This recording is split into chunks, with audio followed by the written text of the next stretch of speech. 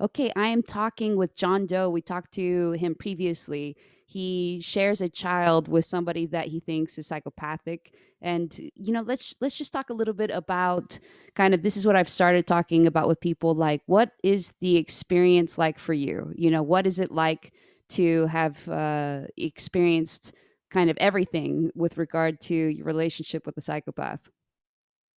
Um, well, I guess right now it's difficult. Um, it's we're not together, and I believe that for on her end is hard for her not to want to destroy me if you don't forgive me. But I mean that's what it is. She just to see her, and she knows that, and it's not something that she's used to not being able. She's confronted with me all the time, and she has to deal with me, and it's difficult for her to not want to cause harm, and Yeah. it's hard for her to really grasp the implications in her for her daughter when she does, if she does. Um, so it's tough, and I believe the whole ASPD family, if you will, any really pose, proposes a lot of difficulties for parenting in general. I mean, Mhm. parenting is a tough task. I mean, the toughest task any of us will face, really. I think to do it right, and it's different for everybody as far as what's the right thing is to do. So we don't really know. We just have to kind of wing it and do the best we can. And I think that it's definitely a handicap for that. Not maybe not speaking about her specifically unless you feel comfortable, but like what would you say are some of the difficulties that you could foresee, could predict people with the antisocial personality disorder family might have with parenting? I would think that really just teaching empathy. Teaching. How do you teach that? You teach that by example in children. They learn that from you by seeing you live that. And so, um, while I think that, you're obviously most of the time, very, at least high functioning, you're very good at um, portraying that and, most people not seeing it. There's key moments whenever it will become clear, just happens in life that it's absent and it's no fault of theirs. It's just that I believe if they have a partner in it, someone that can help them look out for those kind of situations and foresee them coming maybe and give them a little heads up or something, or just maybe intervene. I believe could be, very helpful. But if it's not acknowledged and if it's not something that's, like I said, I've said this before, the stigma against it and everything is what is the number one thing that is causing nothing but harm is if we remove that stigma from the group, everything gets better. Yeah. It does. And it really, it's unfortunate. Yeah, I can see kind of what you mean, because I've been in relationships before, like relationships I cared about, where the other person has been struggling with a mental health issue. And unfortunately, at least in, a few of them, they themselves have been their struggle with a mental health issue was also, like lack of acknowledgement was kind of included in that struggle. Like they'd go through periods where they'd be like, I'm not going to take my meds, or periods where they are like, I'm the right one, you're the wrong one, and Yeah.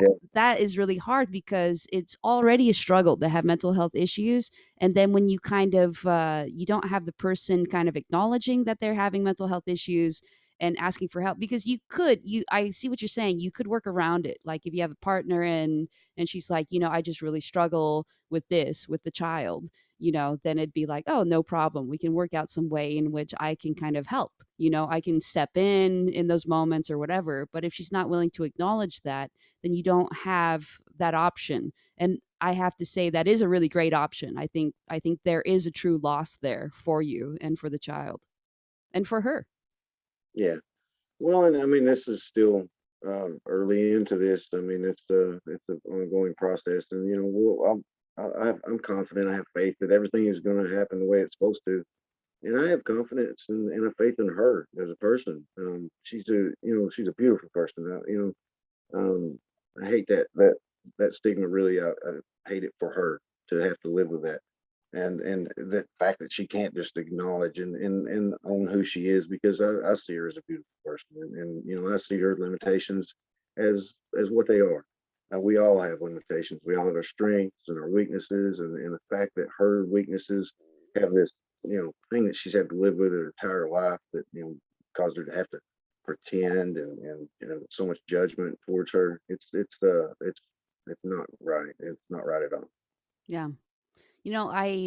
I'm very obviously sympathetic to that. I agree with you 100% about this, that the stigma creates its own problems. In fact, the stigma maybe creates most of the problems. That Exactly. Most of them, if not, I mean, really, most of the problems in living through it, and dealing with it, are all coming from the stigma. I mean, really, I mean, it is what it is. We all, like I said, we all have our weaknesses. If you just can acknowledge those weaknesses and know they're there, that's, that just doing that, you change everything. Yeah, and it is interesting because people are like, "Oh, but psychopaths deserve their stigma," and it's like, "Well, do drug addicts deserve their stigma?" No, Because that's because just judgment right there. They deserve it. Well, how can you say every one of them deserve it? That's just that's right there is prejudice. You're prejudiced against all, and that's what it is. If you can't assign hate towards any group of people, or either it's an individual basis. That's on an individual basis only. yeah. Yeah, that's a really interesting perspective. And one of the reasons why I enjoy talking with you is you have, this great perspective on it, which I think is so as I say, right way. Right way, right thinking. It is a little bit tricky, I have to say, like what are some of the difficulties, like if you don't mind talking about it, what are some of the things that you're kind of struggling with now, that you're kind of like, is this right? Is this the best way? Where you're kind of like looking for a different perspective, if at all. Well, the biggest thing I'm struggle with is that, I'll just be honest, is to not hate her. Mm, Because I believe love turns to hate very easily. If you can't love somebody, or you have loved somebody, at least in me anyway, it so easily turns into something ugly against them, because that you get butt hurt or something over it, and um, I just can't let that happen. She's the mother of my child, and so when she lashes at me, and I can see it coming, and it's hard not to stay, really get my feelings hurt over that, because that I'm the mother or the father of your child, and you're doing this to me. Can't you appreciate me as that, just as that? mhm. And so it's hard not to let those negative feelings build inside of me, and I have to just acknowledge them when they come, and say that's I can't feel that hold on to that kind of negativity and let it go. Yeah. But I think it all comes down to acknowledging your feelings. I mean, everybody, we all struggle with emotion. I mean, really, we all do. We don't want to pretend we don't, but we do. It's that's what life is. It's our emotions are important. They teach us lessons. They teach us things. They're there for a reason. You need to pay attention to them, and try to define them as well as you can. And by doing so, you learn from them, and you go forward with that knowledge. This is like a really good example because for her, she may have difficulties even identifying those emotions. I mean, I've talked in Yeah. other videos with Aria, who her therapist sent her to a class, to identify emotions, and the only emotions she was able to identify was, I forget what it was. It was like happiness, anger, and hunger. And the people were like, hunger is not an emotion. Well, I believe that the sociopath is key, in that's their difficulty, is knowing this, right alongside their struggle to identity with identity, is their identity as far as their emotional identity. Mhm. Defining their emotions as they knowing what they are. Because I believe that I struggle. I don't know, but can't believe that the emotions aren't present. It's just that they're not known. and so they're not knowing what they are and or acknowledged it for what they are. Because I mean, I know for myself, I've felt a certain way and not really acknowledged it. Not even until in hindsight said, you know, gosh, what made me make that choice or take that direction in my thinking. And just from analyzing that and looking back on it, I was able to see emotion that I didn't even realize was there was skewing me in that direction. And so emotions are so tricky. Like I said, they're so difficult for us to really all of us, and I believe that to deal with and to know. And so I believe that that's key in the sociopathic difficulties as well, even maybe more so than the normal. Yeah. For me, I went through like years and years of therapy, but even now, in order to kind of stay kind of aware of my own internal world, my emotions, whatever else, I have to meditate every day to at least 10 minutes, meditate. Mhm. And it's like if you don't kind of stay on top of it, yes, it's really easy to be feeling something that feels kind of out of control inside you. It's just an emotion, I think, that hasn't been acknowledged, hasn't been addressed. So I think you're totally right about your own Well, emotions. how long have you been doing that, Emmy? I'm just curious. How long have you been exploring your emotions more? Well, so in therapy, yeah, definitely I had learned to kind of identify emotions. And, my therapist called it a thought journal, where something kind of bad happens. Let's say somebody cuts you off in traffic, and then he had like different columns, so one was just to describe the thing. Somebody cut me off in traffic. Another thing was like, what was kind of like the thing that you felt, like the overall thing that you felt. I think there was like physical and kind of like emotional, like say what were your physical symptoms. I suddenly got like a little bit shaky for a moment. And what were the emotional ones? I just felt angry or something. And then you try to kind of like identify, go back and say like what was the he had this I think the second column was this. But so he was like, it's hardest to do this one. The second column was like, what was the irrational thought that led to the emotion? And it usually involves some sort of attack on your identity, or some sort of attack on your individuality, which is that you are different than other people and it's fine to be different. Or it was some attack on just like your beliefs about the world, like you have some kind of irrational belief, that like everybody in the world should always be nice to you, like other people can't make mistakes, like some irrational belief about kind of like the way things should be. And it was really interesting because it is true almost all the time. I could like take for instance, you get cut off in traffic.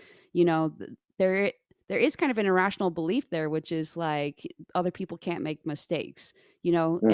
And when people are kind of having unusual kind of emotional reactions, I often think there is an underlying thought. I think that's like psychologically proven, I guess, is that the thought actually precedes the emotion. Like and then you kind of act on it. The reason why I say thought precedes the emotion, a lot of people are like, well, somebody comes up to you and just like hits you in the face, like, yeah, you're going to be angry. There's no way that you can not be angry. And I think, well, I have a dozen and a half like nephews and nieces. And how many times have I ever been hit in the face is like hundreds, because when they're little, they're all the time smacking you in the face or whatever.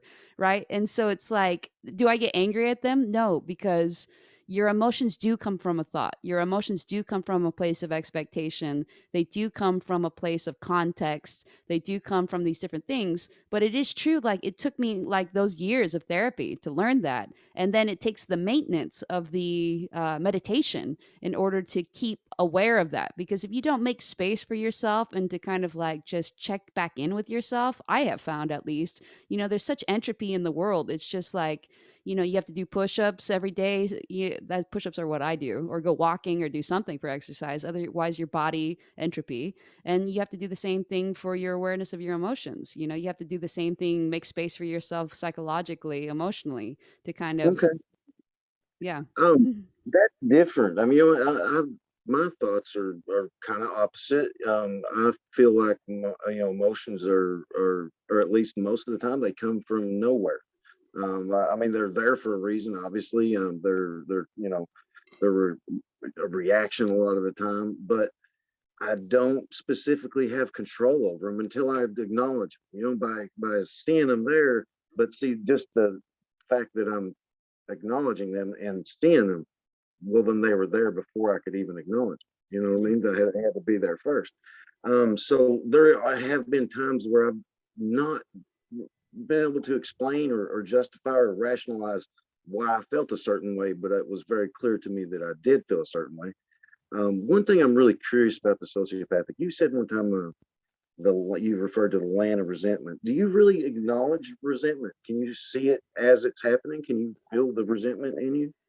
I mean, or is Yeah. that something you can only see in hindsight? Or No, I think you can kind of tell like when it happens, especially like in a relationship, and especially if you're not like, like if you're a teenager, you're early 20s or something, it may be harder to acknowledge it. Kind of like the same way like, my little toddler nephew and niece or whatever, they have a hard time understanding why suddenly they're so pissed. yeah, Right? So it is like that. There is kind of like a sliding scale of your perception, but I think a really good example of this is Arya, who is she's like still mid to late 20s or whatever, and she said that that was like her worst fear for any of her relationships, romantic or other, is that she would just resent them. And she's like, once you're in the land of resentment, you kind of can't get out of it. She had a really hard time getting out. And so when even started to see like the beginnings of resentment, she always had like, her cackles went up, her like defensive, and she was kind of like, well, I guess I need to like start making plans to move. I need you to know pick her brain because I feel like that's where I'm at with her right now. I'm in the land of resentment. I can't get out no matter what. And I can even kind of see that she wants to try to treat me differently, but she just can't. It's just like she keeps getting pulled by that resentment. And resentment is a dangerous emotion. It really is. I mean, it's either one of two things. It's either you need to stand up for yourself in a situation, or I mean, it's just it can, resentment breeds vengeance. If Yes. if you feel it, you can't help but to lash out on it and to connive and to do something. I mean, all of us feel that way. I mean, that's something we all have to struggle with at some point in our life. And so resentment is something you really got to, pay attention to, I feel like. Yes, and I think it's interesting to like kind of look at resentment, kind of the origins. Like, what do you think are the origins? What kind of unmet expectation about the world, or you is she experiencing? Like, what's triggering that resentment? Like, what does resentment mean? There's obviously a clash of what she wanted to happen and what is happening. Well, I know resentment. I mean, thank you, Jordan Peterson, for this one. Jordan Peterson's been a lot of help in a lot of this. But resentment even it only comes from two places I can tell. Either you need to stand up for yourself and you're not standing up for yourself in a certain situation or with someone, and they're like kind of bullying you or something, or being feel like you're being walked over, Hmm. or um it's something that you need to own about yourself. It's somebody pointing something out about yourself that you don't want to know. You know what I mean? You want to deny it. You want to, don't want anybody pointing that out. You want to keep pretending like it doesn't exist, but you really need to look at yourself. There's really those only two situations that I can think of that resentment comes from, and usually it's somebody pointing out something that you don't want to see yourself, and you're mad at them for doing so. Hmm. It's a defensive reaction. In this case, I'm going to suggest maybe kind of like a similar but like third, possibly separate one, is Okay. that when you are kind of psychopathic, you for a long time, I mean, you go through what like someone has called the playground phase, in which it seems like you're Teflon, like nothing sticks. You never really feel the consequences of your actions. And then there is kind of like this brick wall you hit. I call it the reckoning, where it's just like suddenly, your same tricks aren't working anymore. Like whatever it was, like you can't get back to that playground phase in which you were like totally carefree, totally like nothing ever bothered you, everything was just playtime all the time. And there's just kind of a loss there. There's a loss of, Yeah. you used to feel like you were in control, and you Makes you sense. unlike everybody else, were truly like living your destiny and just like everything like you touched turned to gold basically. Like, is that the reality? No. But that was kind of your experience of the reality. It's kind of like being But high kind of or whatever.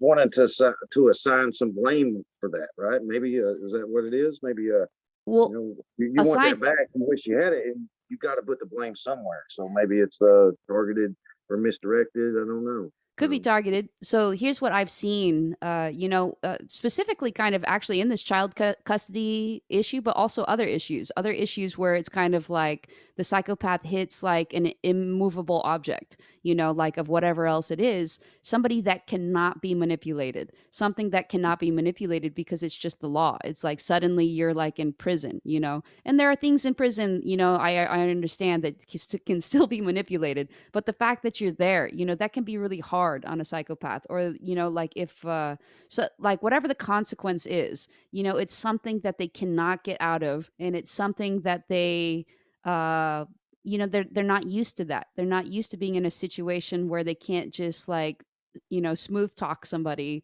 and get out of it. And so I could see, like, especially in a situation in which you're co-parenting someone, if you just like look out into the future like psychopaths often do, they're very kind of future oriented. You just see like this world in which you constantly have to deal with this other person. Even if the other person is a saint, you would still feel resentment because it's just an infringement on your ability to just do whatever you want whenever you want all the time, which is essentially what you were used to doing in the playground stage. Let's see. Yeah, I do get that. Yeah. So I don't even think it's personal. I mean, and I've seen people handle it different ways. I've seen people kind of like do the long con, with the co-parent, where they have like, for years kind of like set up situations, like had the kids in certain schools and like really made it kind of like before, while they're still like, they're still together with the person, made sure that they got everything they want, because they understand that once you're separate from the person, you suddenly don't have control, right? So I've seen people do that, and I've also seen people kind of fail to plan that way. I think a lot of it is kind of age dependent, or whatever, like how uh how good you are at predicting, how you're going to experience this. I've seen other people plan, poorly or not plan at all for this, and then suddenly they're in this situation where it's like, okay, now we're breaking up, we're divorcing, and they're like trying to pull all their tricks, but now that the law is involved, it's harder to do, like all those text messages that during the relationship, were like whatever, are suddenly like exhibits in the child custody dispute or whatever. So Yeah. it's hard. That is a really hard transition. I've seen people really struggle with this, like they're able to kind of get their partner to do whatever, or that's at least their perception, to suddenly they have to deal with somebody all the time who has an equal say as you do, and like basically your life. I mean, that just seems like absurd to them. Like that's where they're coming from, is a place of absurdity. Of course, you and mostly I would think that's the co-parent, like the child deserves both parents, right? But they're not thinking from that perspective most of the time, or at least some of the time they're not thinking from that perspective. So that's my guess, is kind of more what's happening, rather than she just is taking it all out on you because of you, who you are as an individual. I think there's at least probably like 60% of it is just she's kind of ashamed of herself for letting herself get in this situation in the first place. Man, it's really, I'm just, there's a lot of new information just bouncing around, and it's just, the more I'm getting from you, the more I'm just realizing, it's,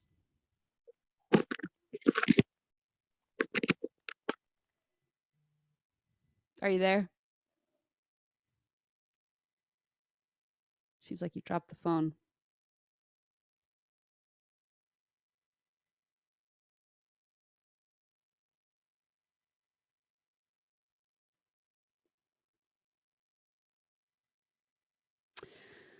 Uh, all right.